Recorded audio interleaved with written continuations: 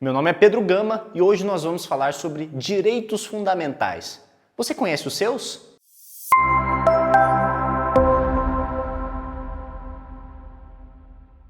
Todos nós temos direitos.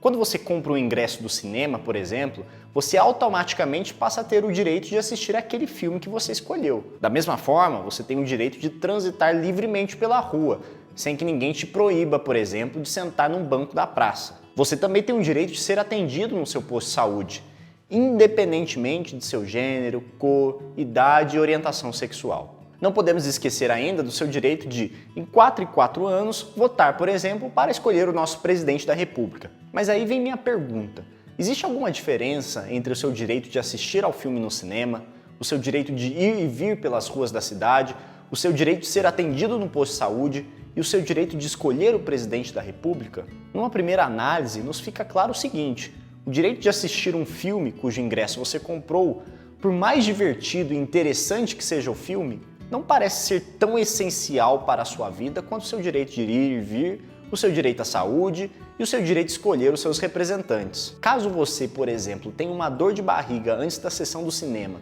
e decida ir para casa, você pode rasgar o seu bilhete e automaticamente renunciar ao seu direito de assistir aquele filme. Ou então você pode apenas comunicar à atendente do cinema que teve um problema e quem sabe ela até te devolva o valor do ingresso. Pronto, você não tem mais o direito a assistir o filme. Você o renunciou, o trocou, o vendeu e sua vida segue normalmente. Mas caso você chegue com um megafone no meio da praça e grite: "Eu renuncio o meu direito de ir e vir, meu direito à saúde e meu direito de votar para presidente da República", além de provavelmente um certo estranhamento em quem estiver por perto, absolutamente nada vai acontecer com estes seus direitos. Isso porque, por se tratarem de direitos que são essenciais para a sua vida, esses direitos são irrenunciáveis.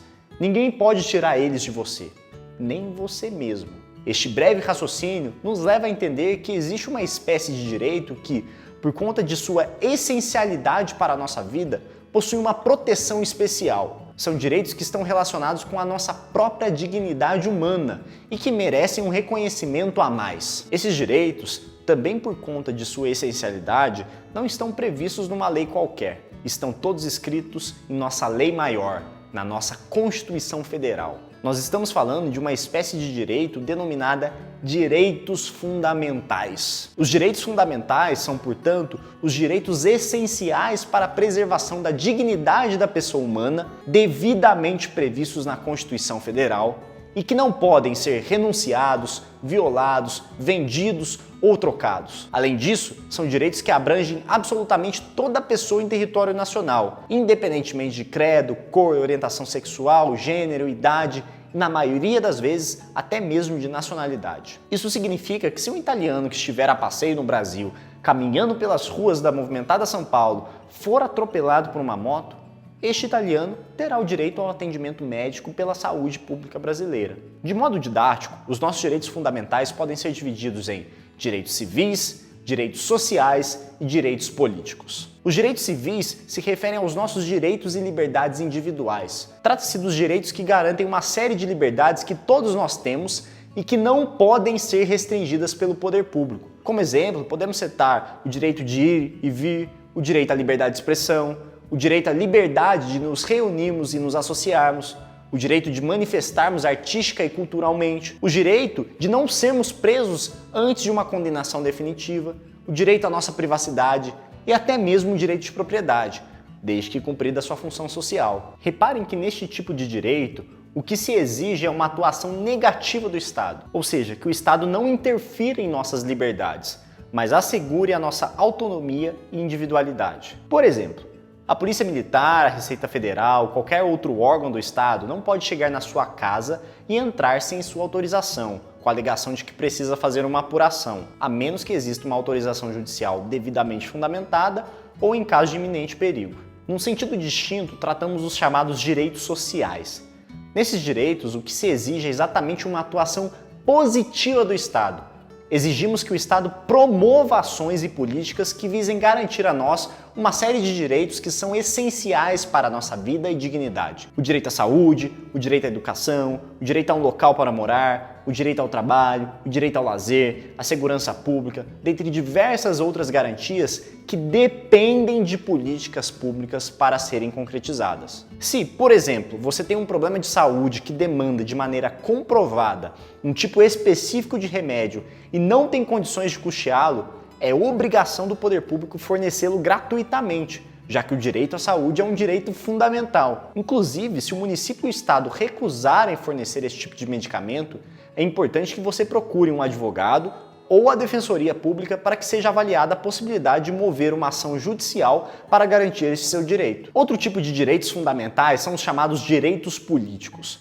Possuem direitos políticos todos os cidadãos com mais de 18 anos devidamente alistados eleitoralmente, ou mesmo os cidadãos com mais de 16 anos que optarem por tirar seu título de eleitor. Importante lembrar que é obrigatório aos maiores de 18 anos fazerem o seu título de eleitor, sendo facultativo aos analfabetos e aos jovens com idade entre 16 e 18 anos. Os estrangeiros e os conscritos durante o serviço militar obrigatório não podem se alistar eleitoralmente. Os direitos políticos asseguram que todo cidadão pode participar da vida pública de sua comunidade, principalmente votando e elegendo seus representantes, bem como se candidatando para os cargos representativos. Neste último caso, para ser candidato, a Constituição exige algumas condições especiais, como estar filiado a um partido político. Mas os direitos políticos não são apenas isso.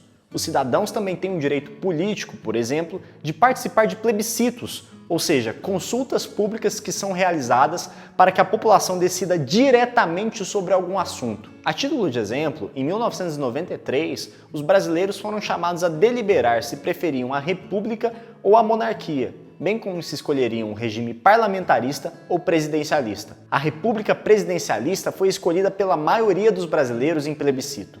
E hoje, cá estamos vivendo nela. Temos também a possibilidade de realização de referendos, em que a população é chamada para deliberar se concorda ou discorda de uma proposta já aprovada pelo Congresso Nacional. Em 2005, por exemplo, a população brasileira participou de um referendo em que a maioria rejeitou a proposta do Congresso Nacional de proibir a comercialização de armas de fogo e munição em território nacional. Os cidadãos com direitos políticos também podem entrar com ação popular contra atos do poder público que gerem danos ao patrimônio público, ao meio ambiente, à moralidade administrativa e ao patrimônio histórico e cultural. Por fim, os cidadãos ainda têm o direito de apresentar projetos de lei de iniciativa popular, caso consigam colher uma determinada quantidade de assinaturas. A conhecida Lei da Ficha Limpa, por exemplo, surgiu a partir de um projeto de lei de iniciativa popular, que contou com a assinatura de mais de 1 milhão de brasileiros. Observem, portanto, que são muitos os nossos direitos fundamentais assegurados em nossa Constituição Federal. Conhecer cada um deles, saber como e onde reivindicá-los e lutar por sua efetivação em nosso dia a dia são desafios, eu diria mais, são missões que cabem a todos nós brasileiros abraçarmos. E este é justamente o meu intuito com este curso de formação política e cidadã. Por isso, não deixem de acompanhar os nossos próximos vídeos.